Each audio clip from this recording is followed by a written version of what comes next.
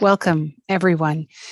It's June the 8th, 2023, and you've joined us for another Ward 1 roundtable discussion on a matter that affects you and affects our city and its future. Tonight, we're talking about our beloved HSR. So before I get into a brief intro, I would like to read our land acknowledgement.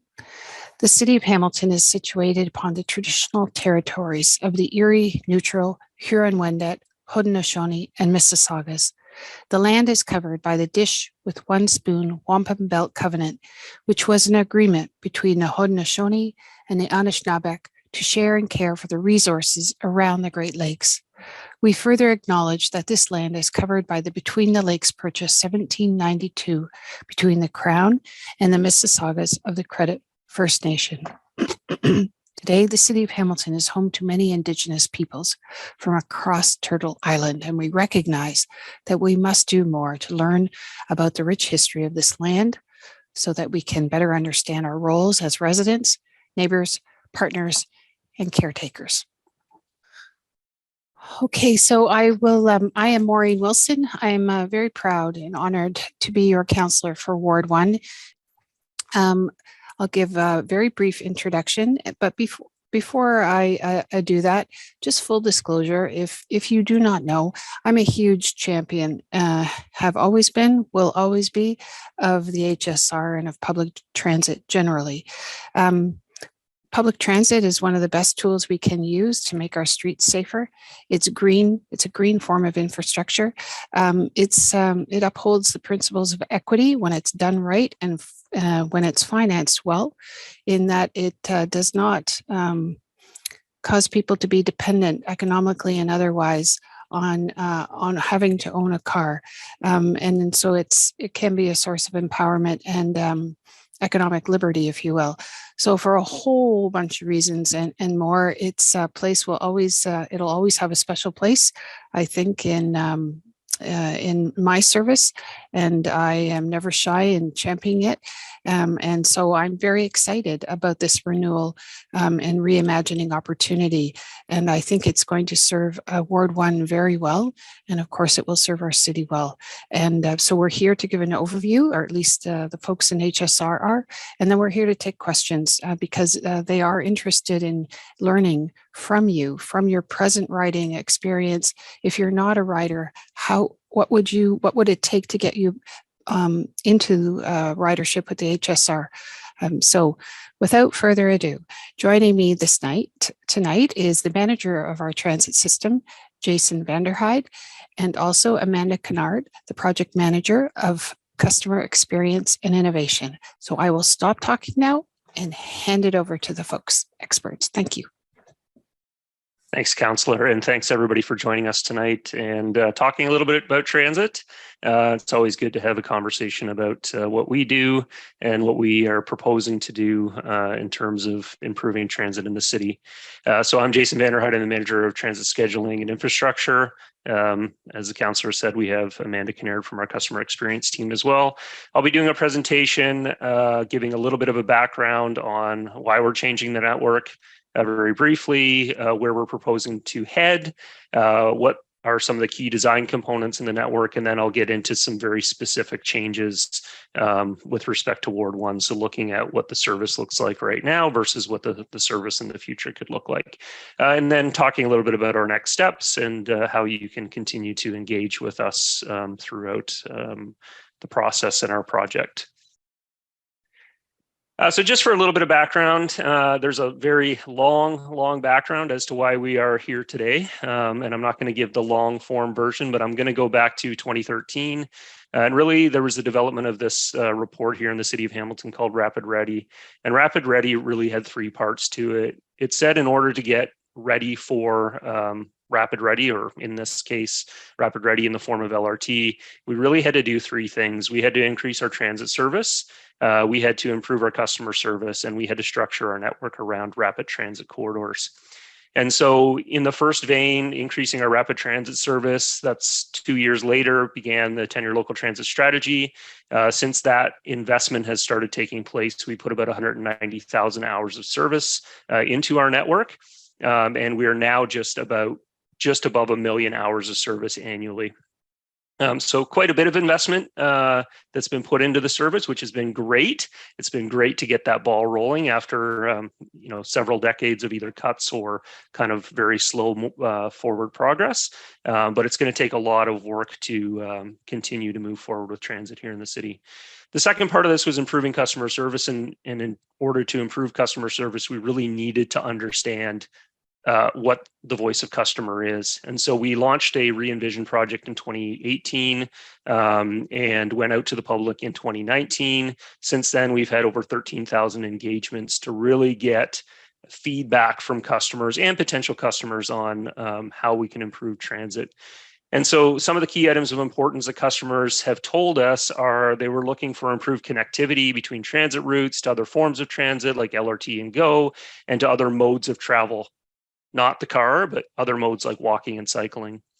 Really important was reducing the number of transfers and reducing the wait times between HSR buses, improving reliability of service, reducing the travel time across the network, and then very specifically looking at levels of service on weekends. At the time, the crowdedness of buses, we haven't quite got back to pre-pandemic demand. And so not as big of an issue right now, but as people continue to come back, that will become important again, as well as better weather protection and comfort at stops. The third part of it was getting to structuring the network around rapid transit corridors. And so that's what we're here today to talk about, is basically where we're headed and what our proposal is.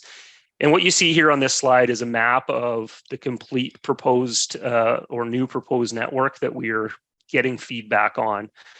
And why we're doing this is to be rapid ready, but also in the context of where our city is going. And so if you think about what's ahead of us, or where we are today, but what's ahead of us in the next couple of years versus, a decade down the road or 2 decades down the road, we're expected to grow to about 800,000 residents and 360,000 jobs. And to put that into context, that's like adding Oakville of today into Hamilton. And so that's a lot more people, a lot more jobs. And with that comes, how do we get around? And buses are a far more cost-effective, climate-conscious, and efficient way to move people than private cars. And they can work to complement other mode choices like walking, cycling, or micromobility for completing the longer portion of a person's daily trip. A well-connected transit network, transit system can support the sustainability of a city that's experiencing affordability challenges, and it can provide opportunities for newcomers and others to access employment. But also it can really influence the independence and enjoyment that aging and mobility challenged residents and other residents get out of their community. So we had a number of design objectives or redesign objectives when we were looking at the network. Some of those are policy-driven objectives, council priority objectives. Some of them are just general good transit objectives. And others are really around, what we heard from voice of customer and improving our service for the folks who are using it or who potentially could be using it. And so I'm just going to highlight kind of what these key design components are. So the first one is really improving network connectivity to the future LRT. What we're proposing, we'll see 90% of our local and rapid transit routes connecting to LRT at the 17 LRT stations in the lower city, making LRT a choice for travel across the city for customers coming from all areas of the city. We hear a lot, what is LRT going to do for me in this area, suburban area, the mountain? And really by connecting our system to that, we can effectively make that a successful project for the city for people in all areas. This is a significant increase in the possible connections to LRT compared to what our current network has.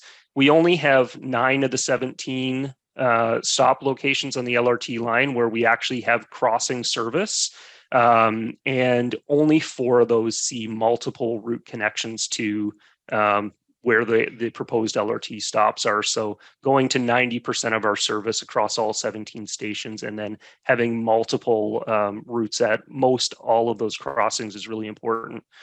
The other piece is improving connectivity to regional transit. So the context of the GTHA and moving throughout the GTHA, whether it's for leisure, going in and out of Toronto or down to Niagara Falls, or, if you work out in Toronto Way or to Niagara Falls Way. Really important to increase our connections to GO. And so our proposed networks, again, significantly increases connection to GO transit. And most importantly, looking at how do we get service down to West Harbor GO Station. We'll obviously continue to go past Hamilton GO Center. But some of these smaller stations, whether it be out at McMaster or Confederation GO Station, or even out into Burlington at Aldershot or Burlington Transit, we really wanted to focus on how do we improve connectivity to interregional transit. It's really important in the context, at least in the Hamilton stations, really important in the context of the GTHA, because parking is incredibly limited at the Hamilton stations, and arriving by bus, cycling, and walking will continue to be the priority connecting modes to regional transit stations within Hamilton. Another key design component is really improving access to rapid transit service in all areas of the city. We've redesigned our transit network with an updated rapid transit network to provide more equitable access to rapid transit than was conceived in the past. The BLAST network, some of you may be familiar with that. That rapid transit network, or that concept rapid transit network, was developed close to 20 years ago. And through doing an update to that, we are proposing that we can connect more communities through rapid transit. In today's context, over 309,000 people will be living within 800 meters of rapid transit service, which is about a 10-minute walk for the average person. And that's about 57,000 more residents within 800 meters than what BLAST conceived, and is well over half of Hamilton's urban population today. Based on the forecasted growth areas, it could be up to 75% of the population within 800 meters of rapid transit in the future. The rapid transit routes you see on the slide provide connectivity to most, if not all, of Hamilton's significant origins destinations where people are traveling to each day. Hamiltonians will be able to travel by rapid transit to commercial, industrial, and other employment areas, secondary and post-secondary educational institutes, interregional transit that I've already talked about, domestic and international transportation hubs, major entertainment and recreation areas, and community hubs spanning across the city's urban area. Hamilton's rapid transit network is intended to have a wide variety of delivery models. So everybody's familiar with the LRT on the main King-Queenston corridor. James and Upper James corridors are slated for BRT in the regional context, as far south as Rymal Road, and then there's priority bus treatments of different levels throughout the remaining corridors, including Upper James south of Rymal Road. What's really important about rapid transit is that it's not just that it exists, but it also has to come frequently. And so it's no good to just have rapid transit that gets you across a great distance that's competitive with a car. It actually has to come quite often. And so if you're running rapid transit every 30 minutes, it's not an effective service. It's not going to attract people to choose transit as a mode as opposed to a car to get across the city. And so it's really important to operate that quite frequently.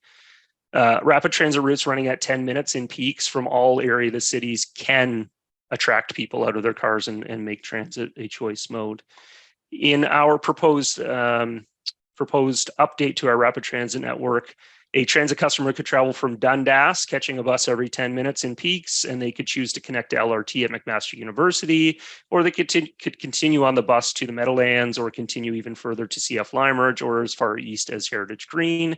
And along the way, they would have options to connect to other rapid routes traveling to Mohawk College or Hamilton Airport, the Airport Economic Growth District, or Rymal Road.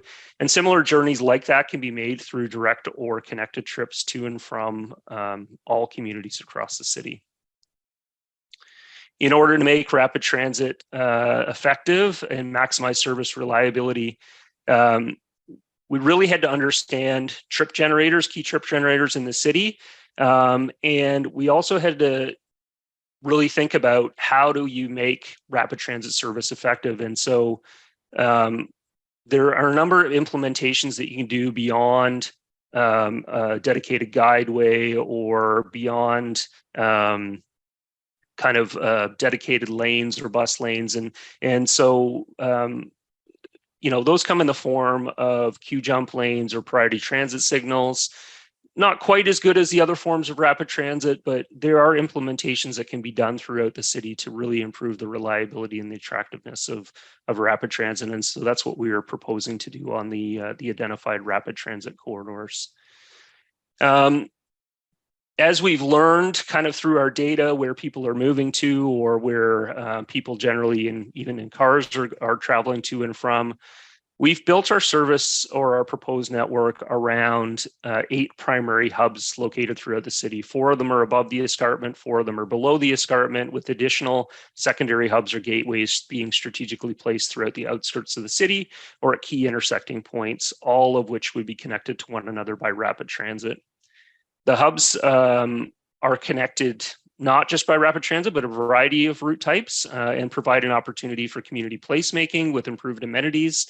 It allows for the maximization or possibility for integration and connectivity to other modes, including other local services, or transit services, specialized transit, walking, cycling, micromobility, or even on the periphery, somebody who lives in a rural area who has a car can come and park at a park and ride location, then get onto transit to travel throughout the city. By doing so, it can support other priorities like making streets safer and communities more livable by minimizing the dependency or need for as many private vehicles being on the road, and provide an avenue to explore how bus electrification could be implemented in the future by looking at a diversity of options for charging, so that we wouldn't just be looking at exclusively depot charging. There's other options that can be done if you have kind of a centralized location where the economies of scale allow a number of buses to take advantage of charging stations on the road. There's a number of things that can't be seen on a map. And one of the key features of our proposed network is really building one that's structured around a route hierarchy. And that recognizes that each route type has a different function. Currently, our network doesn't recognize this. We have routes that are trying to do all things, and routes really shouldn't be doing all things. You have certain areas of the city that are suburban, and their routes should be acting as coverage routes in those areas. And you have kind of the core, more dense areas where you should have higher levels of service moving the majority of people. And so we really kind of focused on what does a route hierarchy look like. And so we've designed the network around rapid routes, core routes, feeder routes, local routes, and even on demand. And this really allows service to be planned to serve individual communities more appropriately, and in the more broader context than our network, allow the network to perform more reliably with appropriate bus types to match the route function in a way to make service more understandable for customers using it. So in other words, if I see a 60-foot bus, which is our longer bus, I would know that's on a rapid route and I'm getting onto rapid service. Or if I see a 40-foot bus, this would be a local core or feeder route, and on demand would be a smaller vehicle. The other thing we've looked at is our service standards, and understanding that service standards are great, but in the case of our current service standards, they actually introduce a little bit of inequity. And so what we're proposing is providing a minimum service hour span for all route types to ensure that all areas of the city are serviced during the same and all periods. That's really important, because if you don't have service running in a specific area, you absolutely don't have equity. People don't have the same opportunities in area where there's no service running to actually access their community and travel throughout it. This means they can't connect with potential employment or their education or recreation or just the enjoyment of their community. Beyond the service span improvements, the route types are structured so that the midday service levels are closer to the peak service levels. Traditionally in transit, the way it works is you build around an AM peak period and a PM peak period, and then the middle of the day, it kind of drops out. And then after the PM peak period, it really falls off dramatically in the evening periods. So we've looked at it and said, not as huge of a drop in the midday. It's certainly in the off-peak evening period, not the dramatic drop as you see in today's network. The other thing that we have designed into this, into what we believe the service standards to be, is that service should never operate less than 60 minutes. We have part of our service standards right now allow for service to be acceptable running only at 60 minutes in certain periods. And we don't believe that that's conducive to equity or even to people actually wanting to use the service. Within the proposed changes, weekend services is substantially increased to meet the needs of those traveling by transit throughout the city on all days of the week, not just on weekdays. Of course, it's not going to be as high as on weekdays, but certainly not as low as it is today. And lastly, where current service levels drop during the summer months on many routes, we're proposing to have the same service levels year round, understanding that people don't stop taking transit during the summertime. In fact, a lot of the people who are reliant on it for school during this the school year continue to use it to the summer to access jobs or just spending time out in the community. The last thing you see on the slide here is really reflective of what we heard with customers in terms of minimizing the number of transfers within our system. A transfer represents a risk in a customer's trip, and anybody who owns a car, would not accept the fact that they could drive their car partway to their destination and then have to get out and get into another car whenever another car becomes available. And so every time you introduce that risk, if a bus is running early or it's running late or broke down or what have you, the more times you introduce risk, the less desirable it is for people to use transit. And so on the left, you see a lot of red on a matrix. That really represents where there's two or more transfers required to get through our system right now between key destinations, or where you can't actually get from one destination to another based on the current design. On the right, you see a lot more green and very few reds. The few reds that you see here are the remaining ones where you need two transfers, and I believe that's a water down to Stony Creek connection. So we've eliminated most two connection instances, and we've eliminated any impossibilities, if you will, of getting between two key origins and destinations. So what does that really mean for Ward 1? Well, just currently what you do and don't have in Ward 1. So there is no rapid transit in Ward 1 right now. We do have a B line. It's not technically rapid transit. It's what we would call express over local. It doesn't have any of the key characteristics of rapid transit. It's not on a dedicated right of way. I mean, there is some small sliver of bus lane currently. It doesn't have transit signal prioritization. It doesn't have queue jump lanes. It's running in mixed traffic. And so at present, it's an express over local, so there is no rapid transit in the ward. You have a university service that runs, I think, somewhere around 180 to 200 days of the year. So it doesn't run year round. It does, of course, run every 7.5 minutes during those periods, or at least on the weekdays. So it's a good frequent service, but it just doesn't run in all periods. It certainly doesn't run on Sundays. And I should mention that the express over local B-line service right now is 6 days a week. It will be 7 days a week come this fall. But that's been a long period to get it to that level.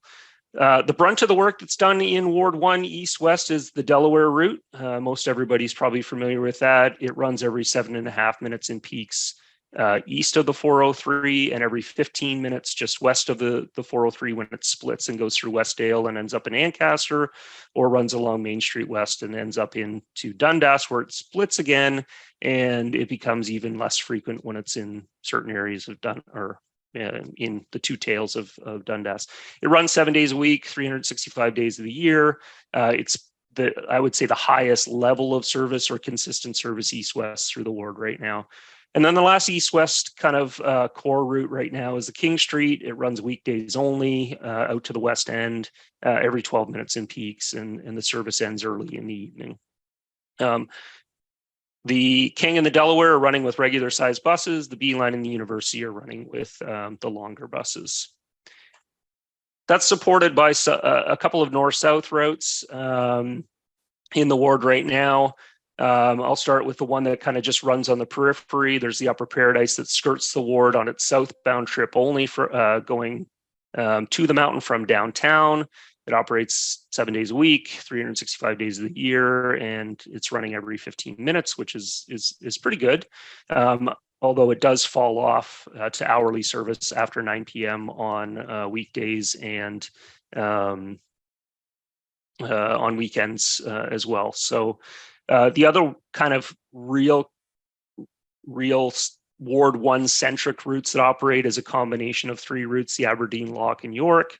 And they run 7 days a week, but they don't run any more frequently than every 20 minutes in peaks on weekdays, 30 minutes on Saturdays, and then they fall off in the evening period to hourly, with the Lock and the York ending around 9:30 or 10 o'clock at night, in the Aberdeen carrying on until 2 in the morning.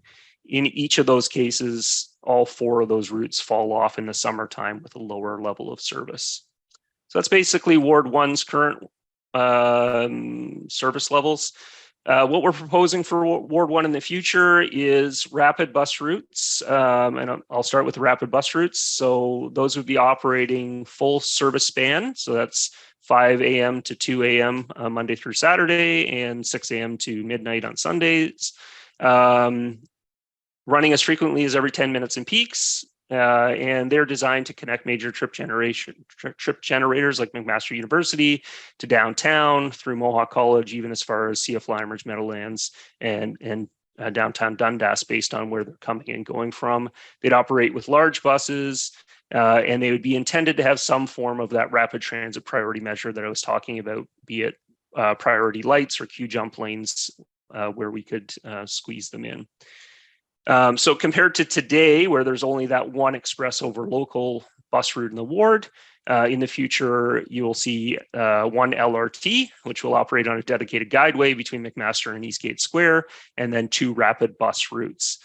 The 2 rapid bus routes, one would be originating from Dundas through Coots Drive to McMaster University, and then it would double back on Main Street West up Wilson, where it'll leave the ward but continue on through Golf Links, Mohawk Road, and Stone Church off to the East Mountain. It would allow for rapid connections to downtown, the Meadowlands, CF Limeridge, and as far east as Heritage Green on Stony Creek Mountain. The other rapid route originates from Waterdown, and it would be coming down through York to downtown, and then up James Street to Mohawk College, Mohawk Road, across Upper Ottawa, and then back down Kenilworth. So this would allow for connections to downtown, at which point somebody could choose to connect to an LRT or the GO station or the A line to go as far south as the airport, or they could continue on that bus to travel directly to Mohawk College, CF Limeridge, or even the Center on Barton. I'm not sure why you'd make that trip, but it does allow for that. And when I span out in a future slide, you'll be able to see that. It'll also allow you to have options to connect to Heritage Green, or even rapid service across Rymal Road. In terms of east-west core and local routes, there'll be a combination of them, meaning that service will run at either 15 minutes on core routes. In the case here, that would be the 32 Fennel and the 71 Ancaster Wilson, and 20 minutes on the local routes. So that would be the 6 Longwood and the 51 University buses, and that's in weekday peaks. And in areas where services overlap, like on Whitney and King West, the combined frequency of buses by multiple routes would be every 10 minutes or less, based on the multiple routes operating through those higher demand areas. So each route would run the full service band 7 days a week, and 3 out of the 4 of these routes would be operated with regular sized buses, with 1 being operated with longer buses, and that will be the Route 6 Longwood, and I'll touch on that in a second. So the Route 51 you see here, it's still called University, operating out of Dundas through Osler Drive, up Main Street west to Whitney, across, and then through McMaster University, Westdale, Main West to downtown. It's really intended to replace parts of the current Delaware, King, and University routes. And well, this map here, if you really are paying close attention, shows that on its outbound trip from downtown, it would operate on King Street West. This is subject to change based on the two-way main conversion and the finalized design of it. And so that that two-way conversion of Maine has really provided us an opportunity to look at some of the outbound trips from downtown in a different way, particularly when space is limited on the LRT corridor. The Route 6 on this map operates, so that's the Longwood that operates from West Hamilton Loop through Main Street West, Whitney, McMaster, Westdale to Princess Point, replacing portions of the current Delaware, King, University, and Aberdeen routes. This route is the exception that would operate with larger buses, and it's designed to support student travel on either side of the university. We've had a long-standing issue with reported pass-bys of buses approaching the university from both Westdale and Ainsley Woods. Essentially, buses coming down from the mountain or coming from downtown get overloaded before they get right to the university, and then we start to see buses bypassing folks. And so having a shorter route in combination with the other routes running on similar corridors will allow for those pass-bys to be eliminated. The Route 32 that you see here is called the Fennel. It operates from McMaster through Westdale, Longwood, Aberdeen, and then actually goes up the Queen Street. Sorry, does not go up the Queen Street. He goes up West Fifth Hill to Mohawk College and then across the mountain, and then actually ends up down in the lower East End. It replaces portions of the current Delaware, King, and Aberdeen routes. And this route is a key route for connecting students between campuses at McMaster and Mohawk College, but also through Innovation Park. Giving folks who attend McMaster University but live on the mountain a direct route where they wouldn't have to necessarily come into downtown as well. It's also going to be a key route option through from time of implementation through part of the LRT construction to allow people to circumvent going through the impacts of construction as well if they wish to kind of come up and over from the East End across the mountain and then back down to McMaster University.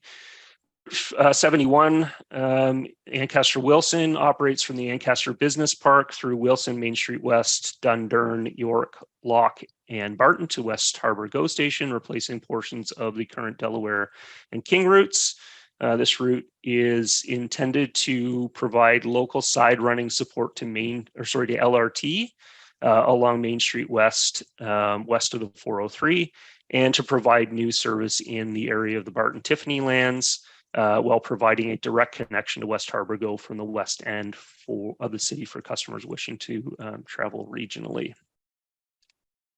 In addition to that, we have a handful of north-south core local routes. Again, a combination of them, meaning that service will run again at either 15 minutes in peaks on the core routes, so that's the 2 and 29, or 20 minutes on the local route, which is the 7 here. Each of the route would run full span 7 days a week, and all Route 3 routes would be operated by regular length buses. The Route 2 Barton that you see here operates from Hillcrest Loop down Dundurn to York, Lock, Barton to West Harbor GO, back to Barton, and then out to Eastgate Square, replacing portions of the current Barton route, but providing new service along Dundurn that doesn't exist today, and additional service through the Barton and Tiffany lands to allow a direct connection from the Kirkendale neighborhood to LRT and West Harbor GO. And it also allows connectivity from Kirkendale and Lock Street areas to travel directly to other key destinations in the lower city, like the General Hospital, Tim Hortons Field, and Ottawa Street. Route 7 Lock operates from Princess Point through Longwood, Aberdeen, York, Lock, Main Street West through downtown, York to Victoria Park, and more or less combines most portions of the current Aberdeen, Lock, and York into one route with expanded service hours. So not that drop off in the evening from a frequency perspective, or no service at all on the where you currently have that on the Route 7 and 8. The Route 29 Garth is again a skirting the ward route. This would be operating from Central West Mountain down Queen to Barton to the West Harbor GO, replacing portions of the current Upper Paradise and College routes. And you'll note on the map that we have this service running in both directions on Queen. We're advocating for two-way conversion of Queen Street north of King to allow direct connectivity to LRT and West Harbor Go from Queen Street South and the Mountain, because this route will play a crucial role in connecting the Airport Economic Growth District, the western portion of it, to GO Transit in the future. So this is just panning out a little bit. It's showing all of the routes together, rapid, core, local, that I've just gone over from kind of a higher view. And then panning out once more, I wanted to show this because this adds in the remainder of the rapid transit network. And so while you can't really see the granularity of Ward 1 routes here, you can see how connecting from the ward or coming to the ward can be done so through the connection of a number of rapid transit options to get there from pretty much everywhere in the city. So what are our next steps? Well, LRT project is currently underway. It's making progress each time we get an update on it. For us at HSR, we're expected to be back in front of council early in 2024 with our final recommendation on our redesigned network that will take into consideration what we hear from the community in the consultation period leading up to September. That will include the updated or a recommended updated rapid transit network and growth and implementation plan. When approved, we will be moving into implementing the network to be ready for when LRT is operational. 2026 is a really important year, and it's flagged on here on the last circle because we are more or less landlocked or capacity locked at our current facility. We have very limited ability to continue to expand our service in the current state. We are built for 200 buses where we work out of right now, and we have the equivalent of about 300 buses operating out of there. So housing, maintaining, delivering service from there, we are long past our due date to get into a second facility, and 2026 represents the year when we believe our second facility will be open, at which point in time that will unlock our ability to start expanding and more rapidly making changes, but again, in a way that we can logistically do that, because there's a lot of things that go into expanding service. So that's kind of the trajectory of where we're headed. And I just have these two links up on the screen. If you're interested in finding out more about our project, Re-envision the HSR, that's led us to the proposed new network, there's information at that first link. The second link provides information on the current consultation period and the proposed network. There's an interactive map on there where you can go in and take a look at all of the routes, Ward 1, but also citywide. There's a list of community events that are taking place over the next few months while the consultation period is open, an opportunity to fill out a survey and provide your input, and also an opportunity to connect with staff. So if you have questions that you may not feel like asking here, or they come to mind after the fact, it's a really great opportunity to be able to connect directly with technical staff on the project. And with that, that's the end of my presentation, and thank you very much. Thank you, Jason. That was excellent. And I learned something every time I see the presentation, and I'm really glad we've taped it because I'll watch it again, probably a few times on the journey ahead. So thank you very much. So thank you all. This has been really an interesting evening. It's having an effective, efficient, accessible public transit is absolutely key to the well-being of a city, to the people who live here, and to its economic performance, competitiveness, and sustainability. So I know you will join in and lend your ear and lend your voice and make this the transit that we need and that we deserve.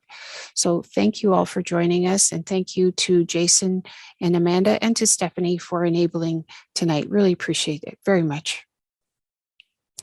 I wish you all a good night and be safe. And if I don't see you, I hope I do. But if I don't see you, have a safe summer.